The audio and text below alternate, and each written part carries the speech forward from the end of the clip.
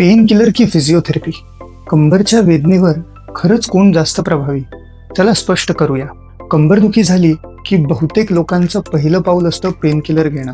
काही जण थेट फिजिओथेरपी सुरू करतात. मग प्रश्न पडतो, नेमकं योग्य काय? खरं तर दोघांची भूमिका वेगळी आणि तितकीच महत्वाची आहे. पेन किलर्स आणि अँटी इन्फ्लेमेटरी औषधं सूज कमी करतात, वेदनांवर त्वरित नियंत्रण मिळवून देतात आणि रुग्णाला हालचाल करणं शक्य करतात. तीव्र वेदनाच्या सुरुवातीच्या टप्प्यात ही औषधं अत्यंत उपयुक्त ठरतात. त्यानंतर फिजिओथेरपीची भूमिका सुरू होते. सुरुवातीला मोडॅलिटीजने सूज आणि वेदना कमी केल्या जातात. पुढे स्ट्रेचिंग एक्सरसाइजने कंबरची लवचिकता वाढवली जाते आणि स्ट्रेंथनिंग एक्सरसाइजने पाठीचे व पोटाचे स्नायू मजबूत केले जातात. यामुळे वेदना कमी होण्याबरोबरच त्या पुन्हा होण्याची शक्यता देखील कमी होते. मग योग्य अप्रोच काय? तीव्र वेदना असतील तर सुरुवातीचे 3 ते 5 दिवस औषधांनी वेदना नियंत्रणात आणा. त्यानंतर फिजिओथेरपी सुरू करा. मोडॅलिटीज, मग स्ट्रेचिंग आणि स्ट्रेंथनिंग. यासोबतच पोश्चर करेक्शन आणि वजन नियंत्रण हे महत्वाचे आहेच. योग्य वेळी दोघांचा समतोल वापर हाच सर्वात प्रभावी उपाय आहे. अशाच उपयुक्त हेल्थ टिप्ससाठी